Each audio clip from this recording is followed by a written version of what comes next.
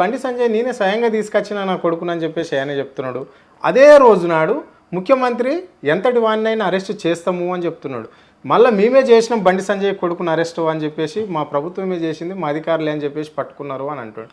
అంటే ఈ మధ్యలో ఏం జరుగుతుంది అనేదే ప్రజలకు తెలవాల్సిన అవసరం ఎంతైనా ఉంది. అంటే ఇక్కడ బండి సంజయ్ న్యాయమా, బండి సంజయ్ తీసుకొచ్చాడా, పోలీస్ స్టేషన్ లొంగుబాటు చేశాడా, లేకుంటే పోలీసులకు గాలిస్తున్నామని చెప్పేసి అరెస్ట్ చేశారా? అరెస్ట్ చేస్తే ఇప్పుడు ఎక్కడ చేశారు అంటే కరీంనగర్లో చేశారా, లేదా హైదరాబాద్ నివాసంలో చేశారా, లేదా ఢిల్లీలో చేశారా, లేదా ఇతర రాష్ట్రాలలో చేశారా, విదేశాలలో చేశారా, ఎక్కడ చేశారు ఆయన? ఇప్పుడు ముఖ్యమైన విషయం ఒకటి, ఈ చేతగాని దద్దమ్మ బీరాలు పలుకుతున్నాడు కదా, ఫోక్సో కేసు అంటే 24 గంటల్లో నిందితున్న అరెస్ట్ చేసి న్యాయస్థానం ముందు హాజరుపరచాలి.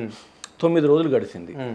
కరీంనగర్లో ఇదే పార్లమెంటు బండి సంజయ్ పార్లమెంట్ నియోజకవర్గంలో దొంగతనం జరిగితే అక్కడ ప్రజల నుంచి తీవ్రమైన వ్యతిరేకత ఒత్తిడి వస్తే రాష్ట్ర సరిహద్దులు దాటి పోయి నిందితులను పట్టుకొని వచ్చిండ్రు. చాలా పెద్ద గోల్డ్ షాప్లో దొంగతనం. అదే రకంగా భారతదేశంలో అత్యంత జటిలమైన సమస్యగా ఉంది మావోయిస్టులదని చెప్పేసి జల్లెడబట్టినటువంటి కాల్ చేసిండ్రు, బెదిరించిండ్రు, సరెండర్ చేయించుకున్నారు. ఏదైతే భారతదేశాన్ని గడగడలాడించినటువంటి సంస్థలు లిబరేషన్ టైగర్స్ ఆఫ్ తమిళీలం కానీ, వీరప్పన్ కానీ ఇట్లాంటి నిందితులను కూడా పట్టేసి సరెండర్ చేసిండ్రు, చంపేసి అన్నీ చేసేసిండ్రు. అంతకంటే గొప్పోడా బండి భగీరథ? ఈయన దొరకడా? ఈయన 9 రోజులు ఇదే తెలంగాణలో ఉన్నాడు, ఎక్కడికి పోలే, తెలంగాణలో ఉన్నాడు. అయ్యే దాచిపెట్టిండు, రేవంత్ రెడ్డి దాచిపెట్టిండు. వాళ్ళిద్దరి కనసన్నలోనే బండి భగీరథ. అంటే రేవంత్ రెడ్డి దాచిపెట్టిండు అంటే ఇక్కడ చాలా మంది కూడా తెలంగాణ శ్యామ్ కావచ్చు, లేకుంటే బక్క జెడ్సన్ కూడా కావచ్చు, ఆయన డైరెక్ట్ గా ముఖ్యమంత్రి ఇల్లుని కూడా ముట్టడి చేశాడు. ముఖ్యమంత్రి అంటే బక్క జెడ్సన్ ముఖ్యమంత్రి ఇంట్లోనే ఉన్నాడు, ఎక్కడ లేడు అని చెప్తే పోలీసులు ఎందుకు మరి అంత ఆరాటం? నేను ఏమంటున్నా, పోలీసు వాళ్ళు రాష్ట్ర హోంమంత్రి రేవంత్ రెడ్డి, కేంద్ర హోంమంత్రి బండి సంజయ్, వీళ్ళ ఆదేశాలు దాటి ఒక్క అడుగు కూడా పోలీసులు ముందుకు వేయలేకపోతున్నారు. ఎందుకంటే గత ప్రభుత్వాలు వాళ్ళకి స్వేచ్ఛనిచ్చినాయి. ఈ ప్రభుత్వాలు వారి చేతిలో పూర్తిగా బందీలు అయిపోయి పోలీస్ వ్యవస్థ ఉన్నది. నిజంగా చెప్పానంటే అసలు వాస్తవానికి పోలీస్ స్టేషన్లకు కూడా కొన్నిటికి బీజేపీ పార్టీ ఆఫీస్ అని, కొన్నిటికి కాంగ్రెస్ పార్టీ ఆఫీస్ అని పెట్టాల్సిన దౌర్భాగ్య పరిస్థితి అలా ఎదుర్కొన్నది. నిజంగా వీళ్ళకి చిత్తశుద్ధి ఉంటే ఇద్దరు హోంమంత్రులు కలిసి ఒక ప్రెస్ మీట్ పెట్టాలి. దొరకబట్టినమా అప్పగించినమా? ఎందుకంటే ఇలా ప్రజలలో పెద్ద కన్ఫ్యూజన్ ఉన్నది. రైట్, అదే వీళ్ళిద్దరు కలిసి ప్రెస్ మీట్ పెట్టాలి. ఇద్దరు హోంమంత్రులే, ఇద్దరు బాధ్యతాయుతమైనటువంటి పదవిలో ఉన్నారు. వాళ్ళ మీద బాధ్యత ఉన్నది, ప్రజల అనుమానాన్ని నివృత్తి చేసేటువంటి అవసరం ఉన్నది.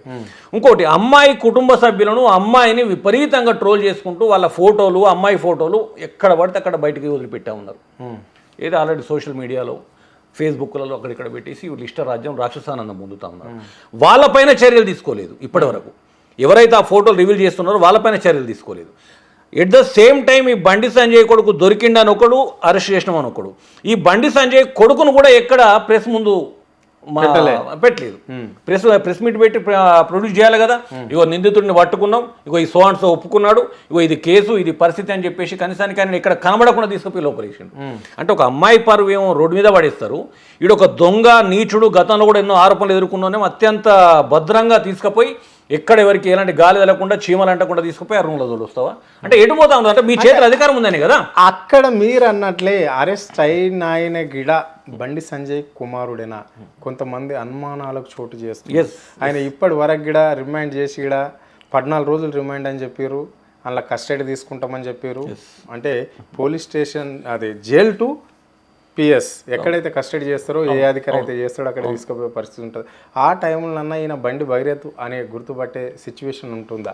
చాలా మంది కూడా కన్ఫ్యూజన్లు ఉన్నారు.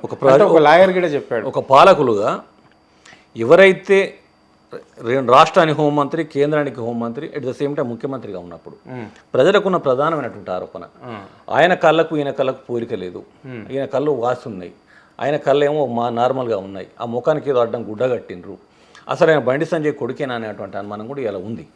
నివృత్తి చేయాల్సినటువంటి బాధ్యత 2 ప్రభుత్వాలపైన ఉంది. ఈ 2 ప్రభుత్వాలు స్పందించాలి. ఎందుకు స్పందించాలంటే ఇలా మోడీ ఇక్కడికి వచ్చేదో ఢిల్లీకి చేసి పీక్తే నడవదు. ఆయన ఒక భారతదేశ ప్రధాని, ఆయన క్యాబినెట్లో ఉన్నటువంటి హోంశాఖ మంత్రి Bandi Sanjay.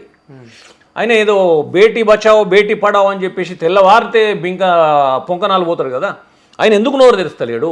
At the same time రాష్ట్రంలో ఉన్నటువంటి బీజేపీ రాష్ట్ర పార్టీ అధ్యక్షుడేమో మాకు కానీ ఆయనకు బండి సంజయ్ కొడుకు కానీ సంబంధం లేదంటాడు. బండి సంజయ్ కొడుకు కానీ బీజేపీకి కానీ సంబంధం లేనప్పుడు బీజేపీ లీగల్ సెల్ వాళ్ళు ఎందుకు అక్కడికి పోయినరు, ఎందుకు ఆయనతో పాటు పాల్గొన్నారు, ఎందుకు మధ్యంతర మధ్యంతర బెయిల్ అప్లై చేసిండ్రు, ప్రెస్ మీట్లో మాట్లాడినరు, ఇవన్నీ చేసినప్పుడు మరి బీజేపీ సంబంధమే లేకపోతే అంటే ఒక తప్పు చేసి ఆ తప్పును సరిదిద్దుకోవడానికి ఎన్ని అబద్ధాలైనా ఆడుతూ ఉన్నారు, ఎంతకైనా దిగజారుతూ ఉన్నారు. నేను ఒకటైతే స్పష్టంగా చెప్తాను, భారతదేశ పునాదులు సనాతన ధర్మం పైన, హిందుత్వం పైన ఆధారపడి నడుస్తూ ఉన్నాయి ఈ రోజు వరకు. కొన్ని 100 ఏళ్ళ చరిత్ర, 500 ఏళ్ళ చరిత్ర, ఎప్పుడు చరిత్ర అయినా అంతే. వాటికి అనుగుణంగా భయం, భక్తి అన్నీ కూడా ప్రజల్లో అదే ఉంటుంది. ఇలా అట్లాంటి దేవుళ్ళ దగ్గరికి పోయి సిగ్గుమానం వదిలేసి బండి సంజయ్ యాదగిరిగుట్టల తడిబట్ట స్నానం చేస్తానని చెప్పేసి నీళ్ళు మరుచుకొని ఎదుగు మరుచుకొని ఈమానాలు ప్రమాణాలు అన్నీ చేసినప్పుడు ఒకటి, ఏదైతే మనం నమ్ముతున్న ధర్మం ఖచ్చితంగా ఏదైతే ప్రమాణాలలో విమానాలలో నిజాయితీ లేకపోతే డెఫినెట్గా పాపం దాకుద్ది అని చెప్పేసి చిన్నపిల్లల నుంచి మొదలుకుంటే వృద్ధుల వరకు చెప్తారు. ఈరోజు ఖచ్చితంగా పాపం కొట్టింది.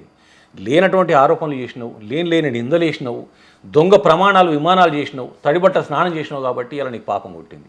రేవంత్ రెడ్డి కూడా కనబడ్డ గుళ్ళ కళ్ళ పోయి, కనబడ్డ గుడి కళ్ళ పోయి ఆ దేవుని ప్రమాణాలు చేసి వచ్చిండు. ఏ ఒక్క ప్రమాణం నిలబడలేదు. ఇంతకంటే పెద్ద దెబ్బ రేవంత్ రెడ్డికి తలుగుతుంది. ఆ పాపం కూడా రేవంత్ రెడ్డి అనుభవించాల్సిందే. ఇప్పుడు ఈ భగీరథ చేసిన విషయంలో 2 రాష్ట్ర ప్రభుత్వం, కేంద్ర ప్రభుత్వం ఏదైతే ఇవాళ డక్కి మొక్కులు తింటున్నాయో, అవమానాల పాలవుతున్నాయో, ఇంతకంటే పెద్ద దెబ్బ ఇంకా తరిగే రోజులు ముందు ఉన్నాయి. 100% ఒక హిందువుగా సనాతన ధర్మాన్ని నమ్మేటువంటి వ్యక్తిగా నేను చెప్తాను, నాకు నమ్మకం ఉంది. భగవంతుడు ఇట్లాంటి దోషులను శిక్షిస్తాడు. కేసీఆర్ గారు తెలంగాణ ఉద్యమం చేపట్టినాడు, ఈ రకం చేయలేదు. మాకు ఎట్లయితే తెలంగాణ రావాలని చెప్పేసి ఎలాంటి దిగజారి ప్రవర్తించలేదు. ఎక్కడ 100% నీతికి, నిజాయితీకి, ఓపికగా, ఎక్కడెవరికి ఇబ్బంది కాకుండా ప్రశాంతంగా ఈ ఉద్యమాన్ని కొనసాగించిండు. రాష్ట్రం వచ్చిన రాష్ట్రం ఆ భగవంతుని ఆశీస్సులతోటి కేసీఆర్ గారి నాయకత్వంలో 10 ఏళ్లలో భారతదేశానికి మోడల్గా నిలబడ్డది.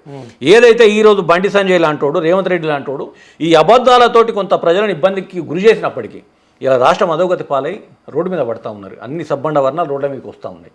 ఖచ్చితంగా వీళ్ళ దొంగ ప్రమాణాలు, దొంగ విమానాలు, ఏవైతే గుళ్ళలకు పోయి తడిబట్ట స్నానాలు చేయడాలు, డెఫినెట్గా వాళ్ళని శిక్షించడానికి ఆ భగవంతుడు కూడా సంసిద్ధంగా ఉన్నాడు. ఖచ్చితంగా ఆ శిక్ష వాళ్ళు అనుభవించాల్సింది.